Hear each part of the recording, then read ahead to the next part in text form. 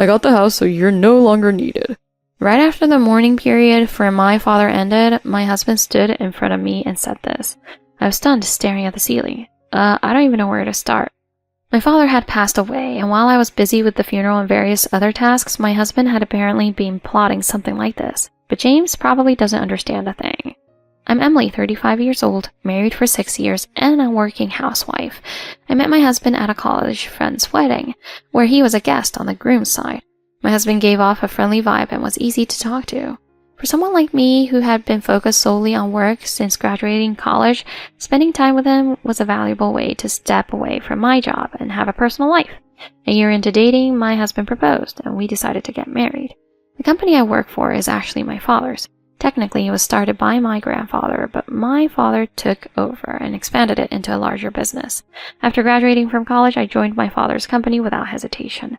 Today, it's a major trading company known by everyone in the country. My mother is the typical devoted wife, who entered the household upon marriage and supported my father while keeping the home. I think it's no exaggeration to say that my father was able to focus on his work because my mother was there for him. My father understood this and never forgot to express his gratitude to my mother. That's probably why my mother never complained about my father's limited time for family. I have a brother, Robert, who is 3 years younger than me. Normally, it would be expected that he would take over the family business. Unfortunately, he has no interest in running a company. When he was in middle school, he joined the photography club at the invitation of a friend, and since then he's been obsessed with cameras. He spent his allowance on new cameras and lenses and was always out taking photos. He went on to study photography at a University of Arts and aimed to become a professional photographer. Before he went to college, he told our father, "I have no intention of joining your company. I want to be a photographer in the future." He said this with a serious look on his face. My father didn't object. "If that's what you decided, then go pursue your dream. I never asked you to join our company anyway." He said this with a smile. He always respected the autonomy of his children. My mother also supported him. Maybe it was thanks to this that my brother won a photography contest while still in university. After that, he steadily pursued a career as a photographer. Now at 32, he's not exactly a famous photographer, but he's able to make a living from his photography work.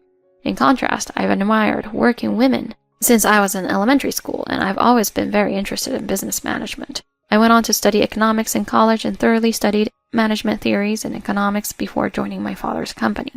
I didn't know if I could become my father's successor.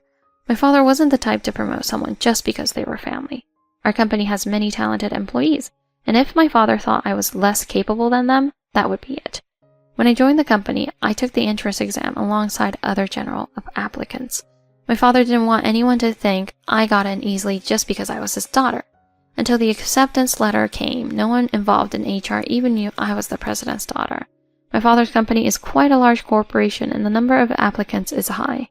The competition was tough, so I was genuinely happy when I got the job offer. After joining the company, I didn't particularly hide the fact that I was the president's daughter, since it would eventually come out. Because we have the same last name, people sometimes ask if we are related, and I answer honestly that I am his daughter. I figured it was better than them finding out later and feeling like I had been hiding it. That's why there were a few people who would gossip, calling me a connection hire. To dispel such rumors, I worked tirelessly, often doing overtime and working on weekends. Perhaps because of this effort, people gradually began to recognize my capabilities. I met James around this time. The men around my age in the company either tried to flatter me because I was the president's daughter or kept their distance, and there was no middle ground. I think I became quite cautious toward men at the company because of this. In contrast, James had nothing to do with the company, so I didn't have to keep my guard up around him, and that was a relief. After getting married, we rented an apartment near the company and started our new life. James was happy to support me continuing to work. "Nowadays, it's normal for women to work. Besides, you seem more vibrant when you're working, Emily. We can split the housework. I've lived alone for a long time, so I'm pretty good at it." Indeed, James shared the housework, which allowed me to continue working without stress. James's family lives in a rural area where they run a farm. His parents are simple country folk who were delighted about our marriage. James has an older brother who, along with his wife, has taken over the family farm and lives with his parents. But from what I gather, the brothers aren't particularly close. James said it was because there's a 10-year age gap between them, and they didn't spend much time together growing up. My in-laws and James's brother's family are busy with farm work and rarely come to the city, so we didn't have a formal family introduction. We only met when we visited his parents' home to greet them after the wedding, and on the wedding day itself. Since getting married, we haven't visited his family at all. I suggested to James that we should visit at least during the holidays. There's never a quiet season on a farm. You'd just be a burden going there without knowing anything about farm life, he said, arguing that we shouldn't go and impose on his family. I had no knowledge of farming, and I didn't want to be a burden during a busy season. But I didn't plan to visit just to be a guest. I was fully prepared to help out if they were short-handed. I don't know much, but I'm certainly interested in the process of making things. Still, as James said, having a layperson like me around might just cause more trouble. Since he grew up there, I thought James could teach me, even if he wasn't involved in farming anymore.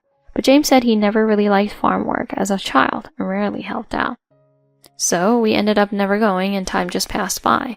In the meantime, my work became increasingly busy, especially after I became a manager 2 years ago. I was so busy that I often had to work through the holidays. I frequently brought work home and didn't have time to visit my in-laws.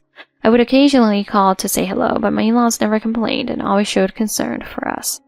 They were especially worried about James, which I thought was just natural concern for their son living far away. Every year they sent us delicious new vegetables, for which we were always grateful. The vegetables from James's hometown is really good, and my parents are always thrilled when I bring some over. My mother always says, "We're so grateful they send us such delicious vegetables. You're sending them a proper thank you, right?" Work was going well, and I had no particular complaints about married life. We don't have kids, but I thought we were leading fulfilling lives. However, 6 months ago, my father collapsed at work and was given a terminal diagnosis. It was sudden, and my whole family was in shock, but my father remained surprisingly calm. "If there's nothing left to be done, then I just want to live normally," he said. James then suggested we move in with my parents so I could spend some more time with my father. "It would also make your mother feel more secure to have you nearby if anything happened." I was also worried about leaving everything to my mother, so James and I moved in with my parents. After that, my father handed over the company to his executives and spent his remaining time with my mother. I hoped this peaceful time would last as long as possible, but a month ago my father quietly passed away with a serene smile on his face. It was a tough time for me emotionally, but my mother kept her composure and handled the funeral with dignity. Seeing her like that made me realize I couldn't just cry all the time. My brother, who was rarely home, cried the most, but I had so much to do that I didn't have time to dwell on my grief. And a few months later, James hit me with this ridiculous declaration. "What do you mean you got the house?" "I mean this house. This grand estate is now mine." "I don't understand what you're saying." "I'm saying that this house is now mine. Don't make me repeat myself. Are you stupid?" I was just stunned by James's sudden statement, thinking, who's this person in front of me? Even so, this house was inherited from my father. There's no way it could become yours. "But it can. I've already transferred the title into my name." Oh, I see. That's what this is about. After my father passed away, I was swamped with various succession duties and administrative tasks. When James asked what would happen to the house, I told him I intended to inherit it. He said he would handle the title transfer. I had so much to do with the company and other matters that I thought it would help if he could handle some of the paperwork. Come to think of it, I never saw the documents after that. I signed a letter of attorney, leaving the formalities to James. So he used that to put the house in his name. I never imagined he would do such a thing, but it's too late now. I was shocked by James's attitude, as if he were a complete stranger. As I thought about it, I began to calm down. Come to think of it, when we moved in, he kept asking how much this house was worth. At the time, I was so preoccupied with my father's illness that I didn't think much of it. But maybe James had this plan all along. James smirked and said, "From now on, this is my house. If you want to stay here, you'll be a servant." Oh, so this is how he smiles, I thought. I guess I was the only one who thought things were going well. "If you don't like it, we can get a divorce." Then let's get a divorce. That's the only choice. There's no way I can live with someone who does things like this. Just don't regret it later. "Hell no, I won't regret it. Once I get this house, I won't need you anymore. It's worth $5 million. Looking back, when he first came to visit my family, he was overly excited about our 200 square meter estate. I wonder if he'd been planning to make it his own all along. So that's the kind of person he is. It was my mistake for not seeing through it sooner. At the time of our marriage, I was so keen on not being treated specially as the president's daughter that I was overly cautious around men in the company.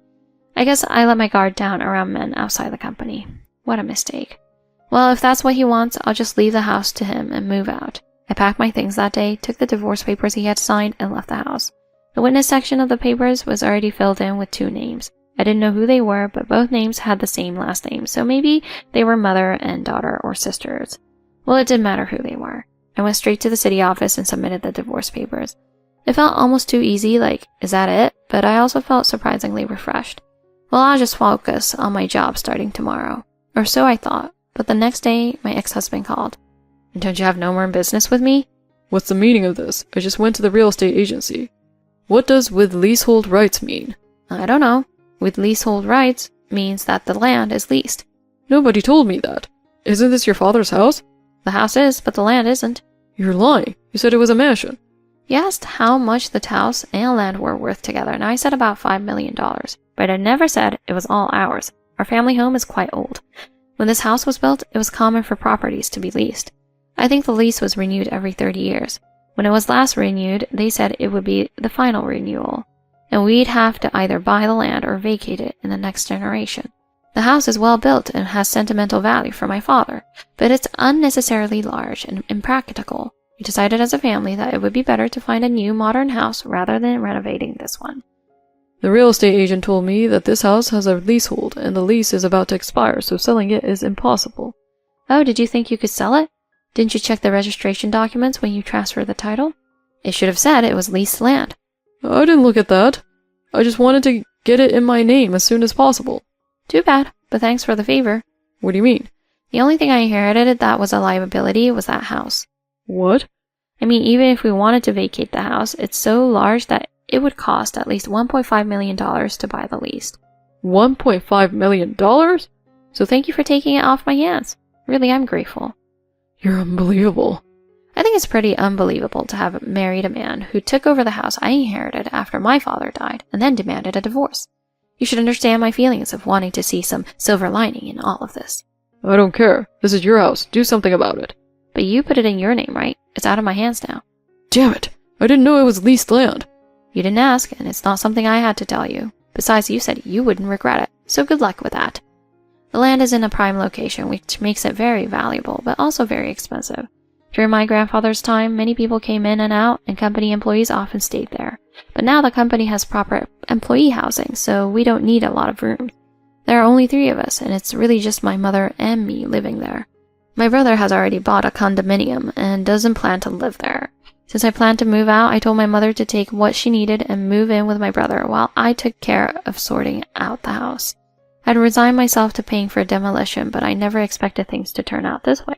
You never know how life will turn out. After hanging up on my ex-husband, I had a private investigator look into him. I was a bit curious about the names of the 2 women who had signed as witnesses on the divorce papers. I remember hearing my ex-husband mumble Mary in his sleep once. The investigation revealed that she was an old high school classmate and his ex-girlfriend. The other signature was her mother's. It seemed they had reconnected at a high school reunion 2 years ago and started dating again. According to the report, their classmates found it amusing and had plenty to say about it. Mary was raised by a single mother who had a notoriously combative personality and would storm into the school whenever something didn't go her way.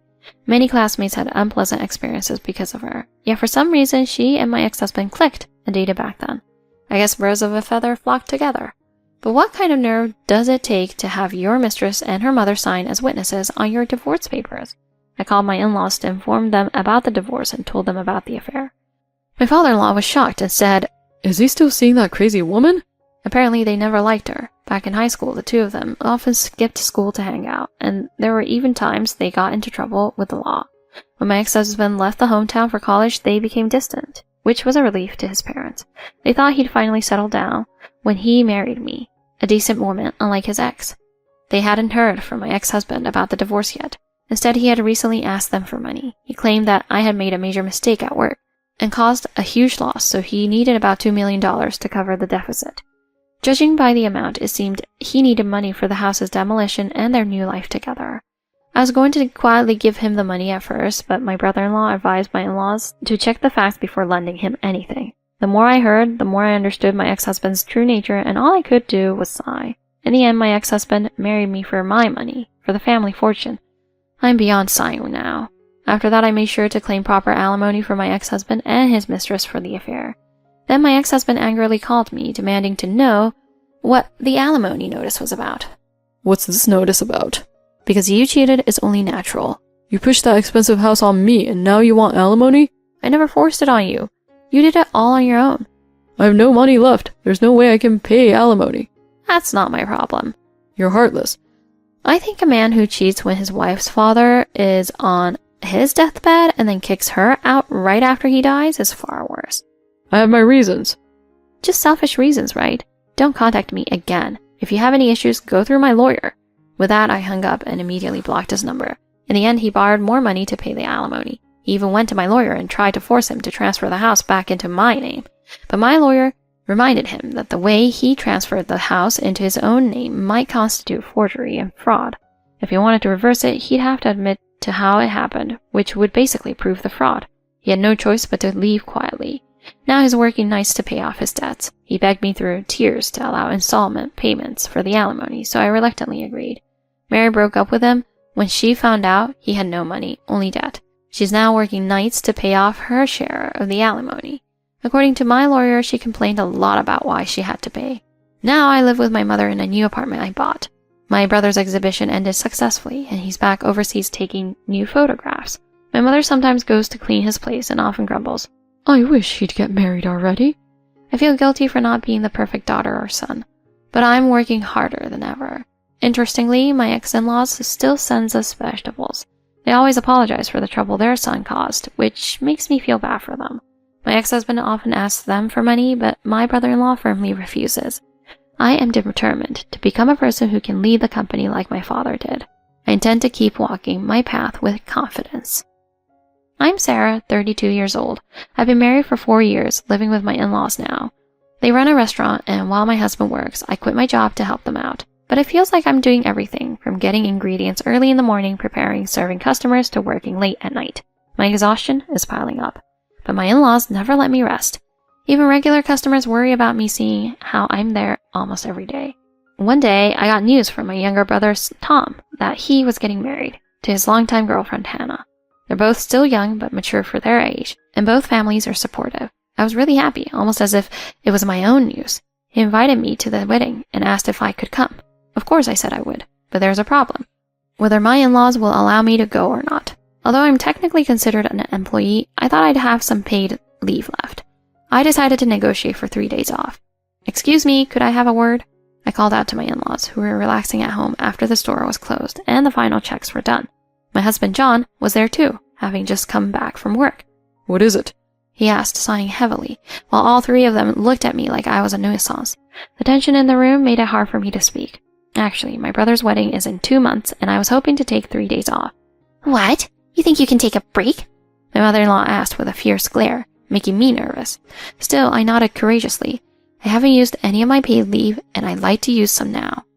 Oh, so you want to take time off and still get paid? Well, otherwise, if I don't take it, you make me work even on days off, don't you? Fine, just let her have her leave. There's no issue with that. My husband suddenly sided with me, which was a surprise. I looked at him in shock, but he was grinning at his mother. Sensing his expression, Mary also grinned and quickly agreed. I felt relieved and happy to be able to take the days off, practically jumping for joy. The day before the wedding, I prepared to stay at my parents' house for 3 days and left early in the morning. Since my in-laws and husband were still asleep, I left a note saying I was leaving and drove to my parents' house. The drive wasn't far, only about an hour, and I was excited to see my parents after nearly 4 years. I'm home. Since I left the in-laws' house early, I arrived earlier than expected. Knowing my parents would be awake, I quietly entered the house. As soon as I stepped inside, I smelled breakfast. Oh, you're early. My mom peeked out from the living room, and upon seeing me, she rushed over, smiling. Yeah, I left early. I left my suitcase by the entrance, took off my shoes, and entered the house. Mom grabbed my hand, looking so happy, and led me to the living room. Seeing my mom's face, I felt a warm feeling of being home again. In the living room, my dad was already up, and my brother was sitting at the dining table. They both looked delighted when they saw me. It had been 4 years after all. I was thrilled to see my family, and we all sat around the table, chatting about everything. Tom shared stories about his fiancée and the upcoming wedding, clearly smitten, which made me smile warmly. My family asked about life at my in-laws, but I avoided discussing anything unpleasant during such a happy time. The next day was the wedding. Tom's bride looked beautiful, and seeing my brother get married brought tears to my eyes. The wedding and reception went smoothly, and we had a great day, but we were all pretty exhausted and fell asleep quickly that night. The next day, I was supposed to return to my in-laws' house, but I wanted to spend more time with my family and get to know my brother's new wife better. I thought maybe I could stay one more day. But I knew asking my in-laws or my husband for another day would be impossible. Still, my parents suggested I stay, saying it was a special occasion, and we hadn't spent time together in so long. So I mustered up the courage to call my mother-in-law. I was scared not only about being told no, but also about what else she might say. I distanced myself from my family to make the call, staring at my phone for a while. But I couldn't stand there forever, so I dialed the number. Hello? How long are you planning to stay there? Come back soon. Her tone was clearly irritated, and I hesitantly asked, could I stay one more day? My mother-in-law sighed loudly and was silent for a while. That silence felt incredibly long to me. I thought maybe it was impossible and was about to start packing to return when I heard her laughing on the phone. You only ever think of yourself, huh? Just don't come back at all. I was stunned and couldn't say anything. Just move back with your parents forever. We don't need useless people here. And John doesn't want you around anymore, either. What do you mean? I didn't understand her, so I asked, but she laughed and told me to figure it out myself before hanging up. Was she serious? I looked at my phone thinking and decided to call John. Hello? What? From his tone, he didn't seem too different. Sorry to bother you at work, but I just spoke to your mom. I asked if I could stay one more day, but she said not to come back and suggested divorce. Honestly, I don't want to say this, but I want a divorce too. I was shocked. It felt like time stopped. Sure, I'd felt there wasn't much love left between us, but I'd endured life with his parents to protect our marriage. Why? My hands were shaking and my heart was pounding. Depending on the reason, maybe I could fix it. Maybe it was something I could change about myself. Actually, I've met someone else. It was over. Hearing him mention another person, I knew our marriage was beyond saving. That's it then. He hung up before I could respond. I just stood there, unable to cry, unable to move. What's wrong? My mom approached me with a worried expression. I glanced at her, and behind her I saw my dad looking over. It's nothing. I didn't want to talk about divorce on such a joyous occasion. Mom seemed to sense something was off, but didn't press further. I tried not to think about what my mother-in-law and husband said. I spent time with my family and brother's new wife, laughing and talking. But it felt like I was forcing myself to create those happy moments. We went out, talked a lot, and laughed a lot. I was probably clinging to my family, not wanting to be alone. Are you going back tomorrow? Tom's wife asked as we sat down in a cafe while our parents ordered. I'm not sure if I should go back. I couldn't answer right away. Are you okay? You seem a bit off today. Yeah, what's going on? My brother and his wife looked at me with concern. Is something wrong? Tom was always quick to notice when I was feeling down or anxious. No, nothing. I tried to smile, but they kept looking at me. Why are you all staring at me? Just then, my parents came back with drinks, laughing at the sight of us. Their arrival broke the tension, and the conversation turned to lighter topics again. But soon after, the mood shifted again when my phone rang in my bag. I saw my mother-in-law's name on the screen. I hesitated to answer, and everyone stopped talking and looked at me. It's my mother-in-law. I'll just step outside. Why not talk here? Why go outside? My mom grabbed my arm to stop me from leaving. She looked serious, not like her usual gentle self. Okay. I answered the phone. Oh, you've been told to get a divorce, huh? That's hilarious. I'd rather talk about this tomorrow when I get back. You really had no idea your husband was cheating, did you? You were never a fit for our family anyway. Good riddance. He said he'd send the divorce papers. Don't bother coming back. We'll send your stuff later. She hung up, leaving me stunned. Cheating? I stood there holding the phone, feeling numb. I thought I could handle my husband meeting someone else, but learning about the affair was a huge blow. What was all this time spent supporting my in-laws and husband for? Tears started falling uncontrollably. Sarah, what's going on? It's nothing, I replied, still holding back my tears. But we heard something about cheating. My dad's calm, deep voice cut through the silence. My mom handed me a handkerchief as I struggled to hold back my tears. I took it and wiped my eyes, the familiar scent making my emotions overflow even more. Did we hear right? Was it an affair? The air felt thick and tense. My dad's face was calm, but the tension was clear. Yes, that's what we heard. Don't cry, honey. You've done well these past 4 years. My mom then explained everything she knew. I was worried when you never came home, so I called your in-laws and even had friends check on you. They told me how badly you were treated. I couldn't believe it, and when I called, they either said you weren't there or insulted you, saying you were worthless. Your dad wanted to bring you home, but we decided to wait until you asked for help. I had no idea my parents knew everything. What do you mean? They treated her badly? Hannah was now quietly furious about hearing my mom's story. We thought something was up. Sister, you don't need to go back there. We'll make sure you get compensated. We have to show them how much you've suffered. Exactly. We'll help you get through this. I apologized, but Tom reassured me it wasn't my fault. You've been through enough, and I'm not going to let them get away with it." Then both of them left, saying they had things to do. I was left standing there, stunned. "Don't worry, you can stay here with us." A few days later, a letter from my in-laws arrived with the divorce papers already signed by my husband. Feeling a mix of sadness and relief, I signed them and went to the city hall the next day to file for divorce. I was now officially single again, but a month later, something unexpected happened. I was looking for a job near my parents' house when I got a call from my ex-husband. I picked up, confused about why he was calling. "What the hell did you do?" His angry shout caught me off guard. "Since we divorced, no customers are coming to the restaurant, and suppliers are canceling contracts. It's because of you, isn't it?" I have no idea what you're talking about. I didn't do anything. "Liar. Who else could it be?" Even though I insisted I had done nothing, he didn't believe me and said he was coming over with my in-laws to sort this out. I told him not to come, but he hung up, saying to be prepared. Worried, I ran to my mom and told her what had happened. "It's okay." She calmly started making phone calls, but I was anxious and tried to find something to defend us with. "Don't worry, just wait." A few hours later, my ex-husband and in-laws arrived, all looking furious. "What the hell is this?" My ex-husband lunged at me, but my father-in-law, Frank, stopped him. "Sorry for the sudden visit." "Please, come in." My mom remained calm, offering them tea. We all sat in silence for a while, the tension in the room palpable.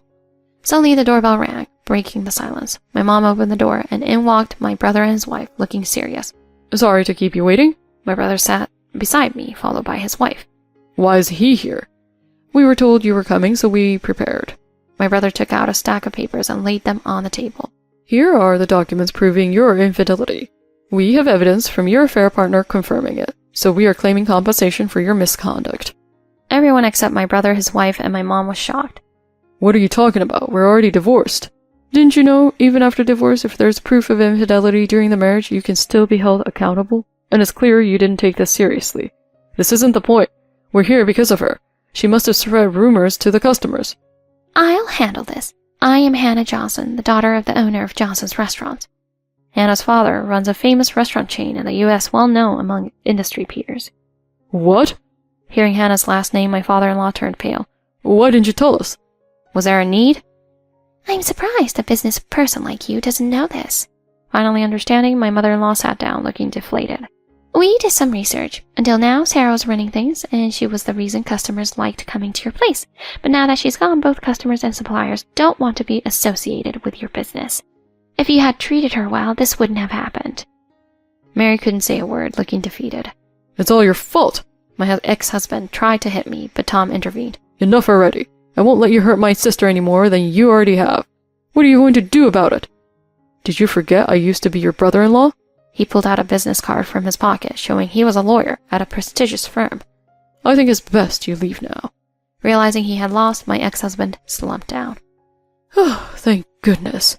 After they left, I found out my ex-in-laws had to close their restaurant due to the loss of customers and suppliers. My ex-husband was forced to resign after his affair was exposed, and he moved away, unable to cope with the fallout. I managed to get compensation from both my ex and his affair partner. I gave the money to my brother, his wife, and my parents as a thank you. Although they initially refused, they eventually accepted. I found a new job, and I'm happily living with my parents, grateful for my family's support. I'm determined to repay them for all they've done for me.